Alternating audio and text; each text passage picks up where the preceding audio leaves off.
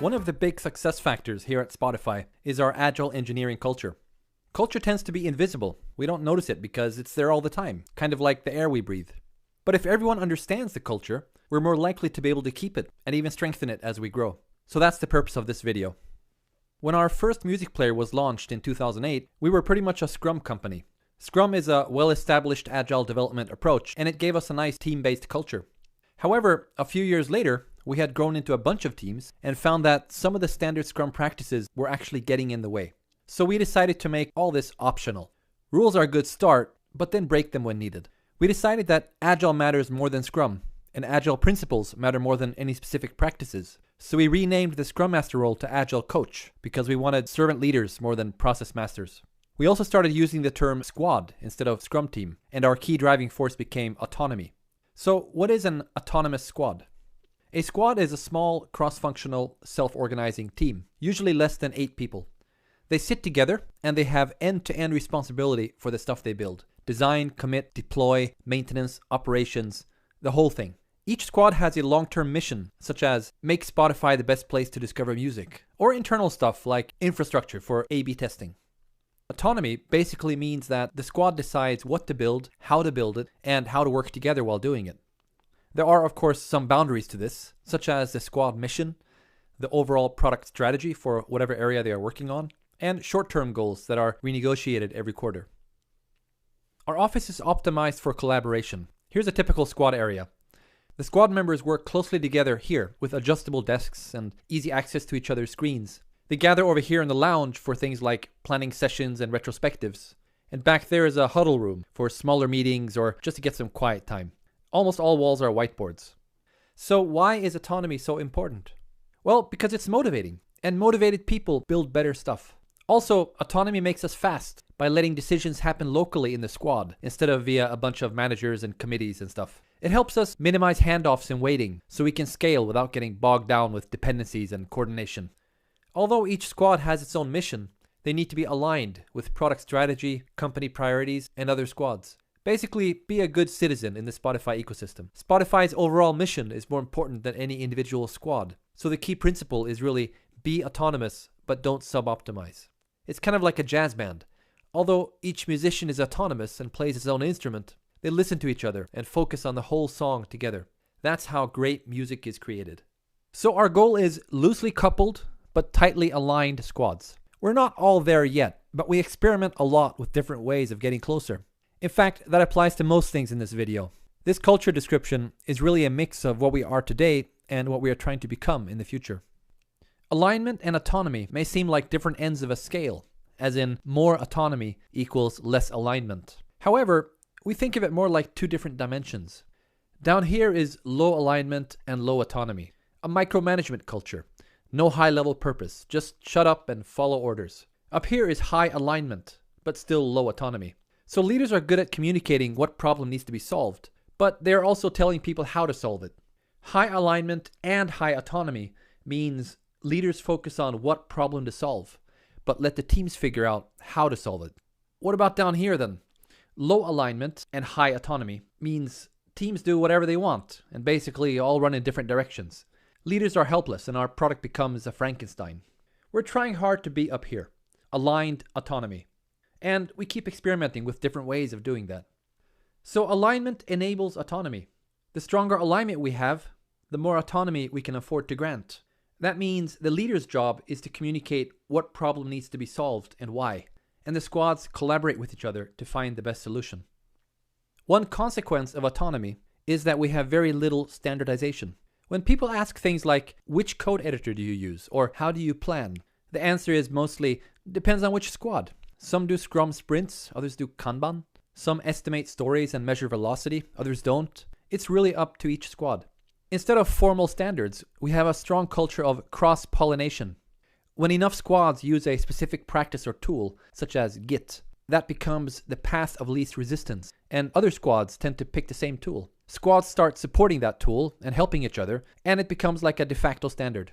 This informal approach gives us a healthy balance between consistency and flexibility. Our architecture is based on over 100 separate systems coded and deployed independently. There's plenty of interaction, but each system focuses on one specific need, such as playlist management, search, or monitoring. We try to keep them small and decoupled with clear interfaces and protocols. Technically, each system is owned by one squad. In fact, most squads own several. But we have an internal open source model, and our culture is more about sharing than owning. Suppose Squad 1 here needs something done in System B, and Squad 2 knows that code best. They'll typically ask Squad 2 to do it. However, if Squad 2 doesn't have time, or they have other priorities, then Squad 1 doesn't necessarily need to wait. We hate waiting. Instead, they are welcome to go ahead and edit the code themselves, and then ask Squad 2 to review the changes. So anyone can edit any code, but we have a culture of peer code review. This improves quality and, more importantly, spreads knowledge. Over time, we've evolved design guidelines, code standards, and other things to reduce engineering friction, but only when badly needed. So on a scale from authoritative to liberal, we're definitely more on the liberal side. Now, none of this would work if it wasn't for the people. We have a really strong culture of mutual respect. I keep hearing comments like, "My colleagues are awesome." People often give credit to each other for great work and seldom take credit for themselves. Considering how much talent we have here, there is surprisingly little ego. One big aha for new hires is that autonomy is kind of scary at first. You and your squad mates are expected to find your own solution. No one will tell you what to do. But it turns out, if you ask for help, you get lots of it, and fast. There's genuine respect for the fact that we're all in this boat together and need to help each other succeed.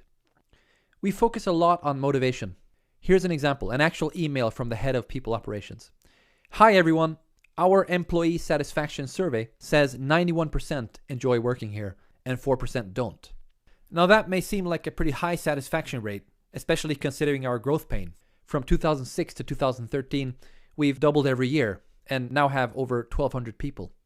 But then he continues, "This is of course not satisfactory and we want to fix it. If you're one of those unhappy 4%, please contact us. We're here for your sake and nothing else." So good enough isn't good enough. Half a year later, things had improved, and satisfaction rate was up to 94%. With this strong focus on motivation, it's no coincidence that we have such an awesome reputation as workplace. Nevertheless, we do have plenty of problems to deal with, so we need to keep improving. Okay, so we have over 50 squads spread across 4 cities. Some kind of structure is needed. Currently, squads are grouped into tribes. A tribe is a lightweight matrix. Each person is a member of a squad as well as a chapter. The squad is the primary dimension, focusing on product delivery and quality, while the chapter is a competency area, such as quality assistance, agile coaching, or web development.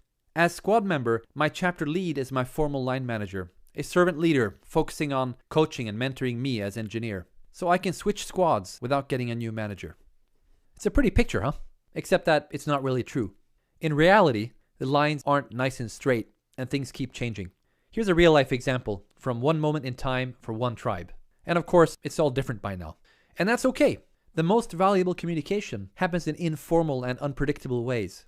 To support this, we also have guilds. A guild is a lightweight community of interest, where people across the whole company gather and share knowledge within a specific area. For example, leadership, web development, or continuous delivery. Anyone can join or leave a guild at any time. Guilds typically have a mailing list, biannual unconferences, and other informal communication methods. Most organizational charts are an illusion, so our main focus is community rather than hierarchical structures. We've found that a strong enough community can get away with an informal, volatile structure. If you always need to know exactly who is making decisions, you're in the wrong place. One thing that matters a lot for autonomy is how easily can we get our stuff into production. If releasing is hard, we'll be tempted to release seldom to avoid the pain. That means each release is bigger and therefore even harder. It's a vicious cycle.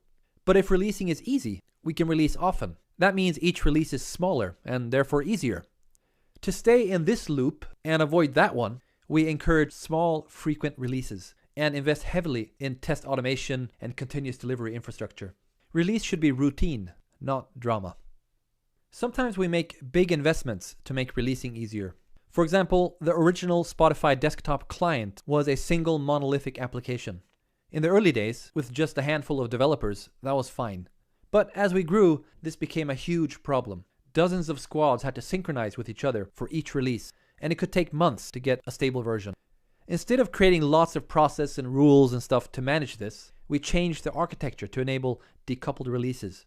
Using Chromium Embedded Framework, the client is now basically a web browser in disguise. Each section is like a frame on a website, and squads can release their own stuff directly. As part of this architectural change, we started seeing each client platform as a client app, and evolved 3 different flavors of squads: client app squads, feature squads, and infrastructure squads. A feature squad focuses on one feature area, such as search. This squad will build, ship, and maintain search-related features on all platforms. A client app squad focuses on making release easy on one specific client platform, such as desktop, iOS, or Android. Infrastructure squads focus on making other squads more effective. They provide tools and routines for things like continuous delivery, A/B testing, monitoring, and operations. Regardless of the current structure, we always strive for a self-service model. Kind of like a buffet. The restaurant staff don't serve you directly. They enable you to serve yourself. So we avoid handoffs like the plague. For example, an operations squad or client app squad does not put code into production for people. Instead, their job is to make it easy for feature squads to put their own code into production.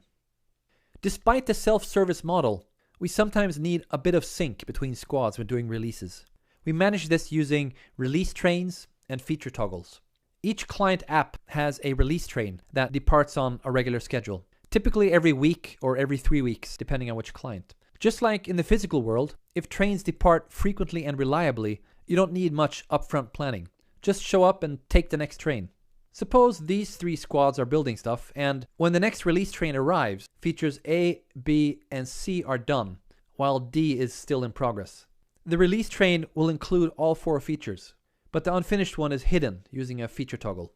It may sound weird to release unfinished features and hide them, but it's nice because it exposes integration problems early and minimizes the need for code branches. Unmerged code hides problems and is a form of technical debt. Feature toggles let us dynamically show and hide stuff in test as well as production. In addition to hiding unfinished work, we use this to A/B test and gradually roll out finished features. All in all, our release process is better than it used to be, but we still see plenty of improvement areas, so we'll keep experimenting. This may seem like a scary model, letting each squad put their own stuff into production without any form of centralized control. And we do screw up sometimes, but we've learned that trust is more important than control. Why would we hire someone who we don't trust? Agile at scale requires trust at scale, and that means no politics. It also means no fear. Fear doesn't just kill trust, it kills innovation, because if failure gets punished, people won't dare try new things. So let's talk about failure. Actually, no. Let's take a break. Get on your feet, get some coffee, let this stuff sink in for a bit, and then come back when you're ready for part 2, okay?